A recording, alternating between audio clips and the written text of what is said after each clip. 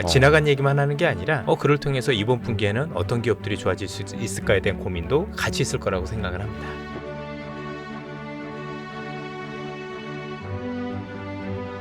러우 전쟁이 좀 빨리 마무리가 됐으면 좋겠습니다만 또 이제 우리 입장에서는 예. 뭐 이제 외교도 되게 냉정하고 힘의 논리로 펼쳐집니다만 경제도 그렇죠. 사실은 이제 냉정하죠. 근데 우리는 예, 지금 예. 이제 러시아와는 또 이제 미국이 저기 보고 있는 것도 있고 해서 예. 경제적으로 많이 이제 단절이 되어 있지 않습니까? 예. 근데 전쟁이 끝나면 예. 어찌됐든 우리도 이제 실리를 좀 챙겨야 하는 거고. 찾아야죠. 예. 근데 사실 애매한 게 이제 북한하고 또 이제 러시아가 친하게 지내니까 우리 입장에서 이것도 어떻게 해야 되나 정치 외교적으로 혹은 또 경제적으로 뭐 예를 들어서 현대차가 공장 팔고 넘어온 것도 있는데 어떻게 풀어나가야 돼? 글쎄요, 저는 이제 다른 데서 그런 좀 비유를 했었는데요. 예. 이게 그 동북아시아에서 동북아시아에 특히 우리나라가 풀어야 될 동북아시아에 속하는 대한민국이 풀어야 될 방정식이요. 예전에는 3차 방정식이었습니다. 3차, 4차 방정식이었죠. 예. 그러니까 윤석열 정부가 예. 이것을 2차 방정식이라 1차 방정식으로 단순화해서 이 문제를 풀려고 했거든요. 아하. 그러니까 완전히 그 미국과 일본과의 동맹을 극대화 강화하고 예. 반면에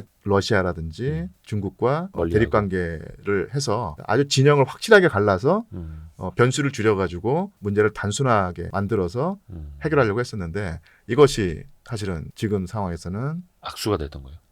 하여튼 어쨌든 간에 그런 식의 해결 방법은 불가능했다는 것이 이제 확실한 사실이 됐습니다. 그래서 오히려 3차, 4차 방정식이었었는데 이게 1, 2차 방정식으로 환원되지 않았고요. 완전히 그건 실패했고 5차 방정식으로 더 복잡해졌다는 더 얘기죠. 복잡해졌어요? 북한이라고 하는 변수가. 예. 그 전까지는 사실은 지분이 정말로 얼마 안 됐었고 그야말로 그냥 러시아에게 별로 이제 큰 매력적인 어떤 국가가 아니었는데. 여서 러시아로서는 그 대한민국과 북한과 등거리 외교를 하든지 아니면 오히려 대한민국에 더 뭐랄까요 무게를 두면서 예. 우리에게 유리한 어떤 외교 환경을 조성하는데 이바지한 나라가 러시아였는데 러시아가 이번 전쟁을 거치면서 북한과 아주 밀착을 했고 군사동맹 관계까지 격상이 되면서요. 그렇죠. 변수가 더 커진 거예요. 우리가 바라지 않았는데. 그래서 더 복잡해졌죠. 그래서 이제 3차, 4차 방정식이 우크라이나 전쟁을 통해서 동북아시아에 관한 4차, 5차 방정식이 됐다. 이것을 풀어나가야 될 어렵죠. 슬기를 또 우리가 이제 모아야 될 텐데 정말 복잡해지거든요. 그게 그러니까 지금 이제 군사 동맹까지 가서 어느 예, 나라 예. 침략당하면 이제 어느 나라가 서로 이제 도와줍시다까지 거의 예, 예, 간 예. 그래서 지경인데 이게 그 안 좋은 시나리오인데요. 예. 북한과 러시아의 관계가 밀착이 되고 러시아에게 북한이 지니는 비중이 그 전까지 대한민국에게 지니는 비중보다 훨씬 못했었는데 네. 지금 대등해지든지 아니면 더 커졌을 가능성이 있다는 얘기죠. 그래서 그 대한민국은요 어떻든 간에 그 러시아와의 관계 속에서 북한의 비중을 줄이고 대한민국의 비중을 더 키워야 되거든요. 네.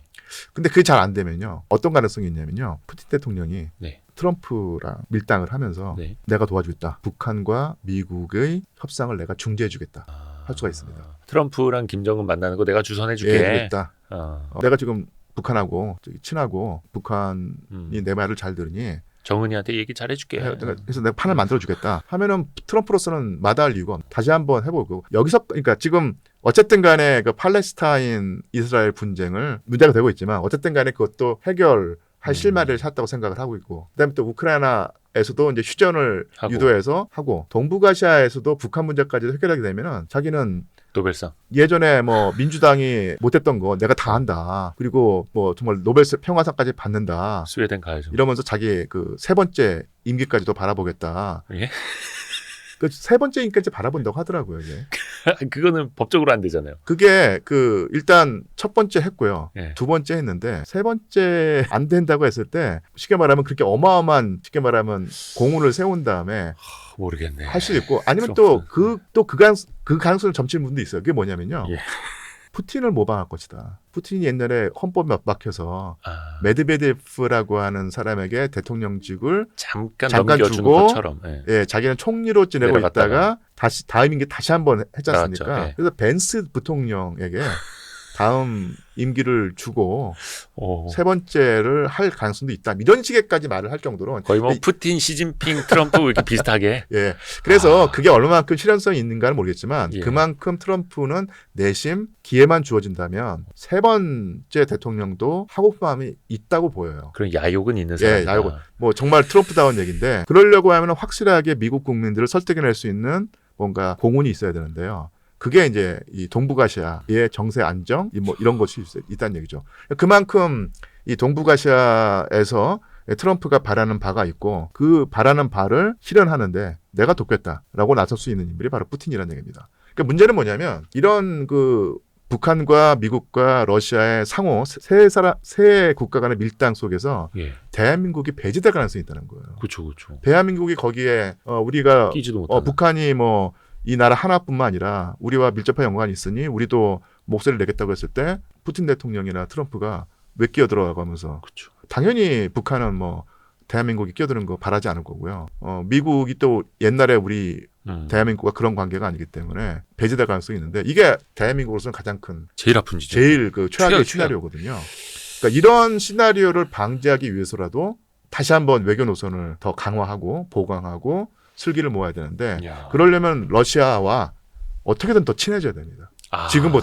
지금보다는 친해져야 되죠.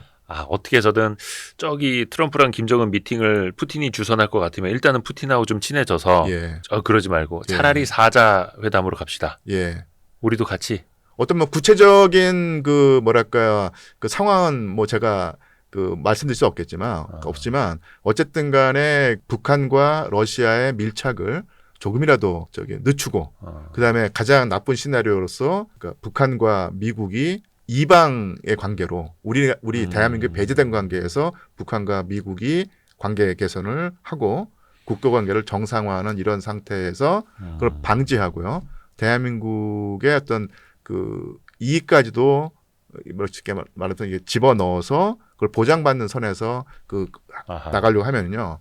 당연히 미국과의 관계를 더 강화해야 될 것이고, 그다음에 러시아와도 관계를 지금보다 훨씬 강화해야 됩니다. 그러려고 하면은, 그러니까 이게 전쟁 이후에 러시아와의 어떤 경제 분야의 협력이라든지 아니면 그쪽 문제도 중요하지만 이 외교 문제에서도 엄청나게 중요한 카드가 되는 것이죠. 그 어떻게 보면 이제 남북 관계 예. 혹은 이제 한미 관계 예. 중심으로 우리가 생각을 했었는데 예. 이제는 한러 예. 관계까지도 신경을 써야 하는 거고 뭘 어떻게 해야 되나? 러시아 사람들이 초코파이 좋아하니까 초코파이랑 근데 현대차 조금 더 어떻게 해야 되나요? 예, 그러니까 현대자동차가 사실은 빠져나왔죠. 그렇죠. 그리고 공장 팔고. 그 빈 공백을 지금 중국 자동차가 다 지금 차지했다고 하는데 빨리 돌아가서 재매입을 해서 유리한 조건으로 다시 한번 그 러시아와의 관계를 돈독히 해야 될 것이고요. 근데 그나마 조금 그래도 희망이 있는 것이 지난 3년 동안 그 대한민국과 러시아가 외교 전선에서 서로 불협화음을 일으키거나 아니면 껄끄러운 어떤 시끄러운 소리가 난 것은 분명한 사실인데 푸틴 대통령이라든지 러시아 외교부의 입장을 잘 들여다보면요. 근본적인 파탄은 바라지 않았더라고요. 이게 좀 거친 말이 오가는 과정 속에서도 실무 협상은 계속 유지했고 또 한번 푸틴 대통령의 그 발언을 한번 우리가 다시 한번 기억할 필요가 있는데요. 네. 한창 우리나라에서 미국과의 관계를 더 강화하면서 우크라이나에 원조를 많이 하고 하려고 할 때. 예. 그다음에 우크라이나가 바라는 살상 무기까지도 지원한다고 했을 때 그런 말이 검토설 잠깐 나왔을 때. 예. 그런 말로 오갈 때 예. 상당히 진척이 됐었다고 하더라고요. 지금 들어보니까. 근데 어쨌든 간에 푸틴 대통령이 어떤 발언을 했냐면 대한민국의 입장을 이해한다. 미국과의 관계가 동맹 관계고 하니 미국의 의도를 완전히 무시하기는 어려운 그런 사정을 우리가 이해한다. 그래서 그리고 우크라이나에 살상 무기를 직접 제공하지 않는데 감사한다. 이런 표현을 썼거든요. 감사한다고요? 예. 그러니까 이게 상당히 고도의 외교적 언어인데요. 이게 칭찬을 하면서 일종의 경고까지 하는 얘기죠. 일정 정도의 우크라이나 지원은 자기가 눈 감아주는데 어느 선을 넘지 마라. 선을 넘으면 가만히 있지 않겠다라고 하는 일종의 경고. 아주 세련된 경고인데요. 어떻게 보면 우리가 살상무기 제공은 안 했고 그렇죠. 근데 그래도 뭔가 인도적 지원은 했고 예. 선은 좀 타고 있는 거죠. 예. 그래서 그 말을 달리 표현하면 선을 안 넘었으니 관계를 개선할 가능성이 여지가 있다. 있는 것이고 푸틴 대통령도 그런 식으로 발언을 했을 때는 대한민국이 자기가 그어놓은 선을 넘어오지만 않으면은 그 다음에는 우호적인 관계, 제휴 관계를 맺는데 꺼리낌이 없다. 이렇게 해석할 수도 있는 거거든요. 다행히 우리나라가 의도했던 푸틴이 설정한 선은 넘지 않았죠. 네네네. 그리고 파국까지는 가지 않았고 분명히 이 동북아시아에서 북한이라는 변수가 크게 떠오르긴 했지만 그래도 러시아와 대한민국이 서로 간에 이해관계를 조정하면서 윈윈 게임이 될 수 있는 여지는 남아있기 때문에 정말로 슬기를 모아서 북한과 러시아의 관계를 조금은 동결하고 그리고 러시아의 관계를 우호관계 내지는 제휴관계를 또 강화해서 최대한 대한민국의 국익을 이 동북아시아 지역에서 최대화해야 되지 않을까 이런 생각을 하고요. 근데 그 구체적인 방법이야 제가 뭐 똑부러지게 제시할 수는 없지만 그것이 가장 기본적인 노선이 아닐까 싶습니다. 그러니까 이게 러시아와의 관계는 단순히 경제 외교뿐만이 아니라 예. 남북 관계의 또 그 외교 그렇죠. 안보적인 핵심이 예. 되기 때문에 뭐 항상 뭐 우리 한반도에는 미국, 일본, 중국, 러시아라는 4대 열강이 있었고 그렇죠. 그 4대 열강의 비중이 조금씩 달라지긴 했지만 그 4대 열강의 존재 자체는 늘 상수였고요. 그렇죠. 그런 면에서 러시아의 관계가 를 무시할 수는 없다. 그리고 앞으로 러시아라고 하는 상수의 그것이 더 그러니까 비중이 커질 가능성이 있다. 미국의 어떤 그 위치가 러시아 우크라이나 전쟁까지는 일극 체제였지만 네. 지금은 일극 체제가 아니거든요. 아예 푸틴 대통령은 미국이 일극 체제를 유지하는 것이 너무너무 큰 손해다. 미국의 그 지위를 유지하기 위해서라도 일극 체제를 유지하려고 허심을 써서는 안 된다. 이게 기본적인 트럼프의 입장 같아요. 그러니까 네. 그 여러 개의 극으로 나가는 거, 그러니까 바뀌는 거 우리가 다극 체제. 다극 체제 가는 거 받아들여야 된다. 단 그 다극 체제에서 가장 강한 극으로 미국이 남기만 해도 충분하다.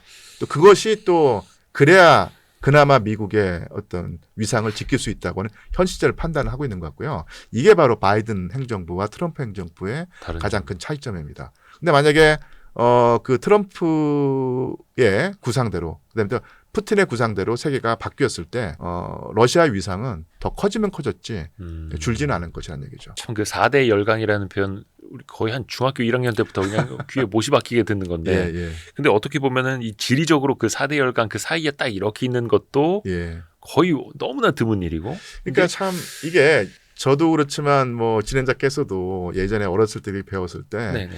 약간은 좀 막막함이랄까 열패감이라는 게 있었어요. 워낙 큰 강대국이 있고 우리가 그러니까 힘이 약했기 때문에 이 강대국의 어떤 노름에 우리가 휘둘린다라고 하는 느낌이 있었는데 벌써 좀 큰 변화가 있었죠. 대한민국이 그 사이에 이제 완전히 공력이. 휘둘리기만 한 그런 약소국이 아니라 그렇죠, 이제. 웬만한 지분을 차지한 뭐 강대국이라는 표현을 좀 쓰기는 그렇겠지만 어쨌든 간에 강국. 무시할 수 없는 강국은 된 것이 사실이고요. 네. 그만큼 운실의 폭을 넓혀서 나름대로 전략을 구사할 수 있는 옵션이 많아진 것은 사실입니다.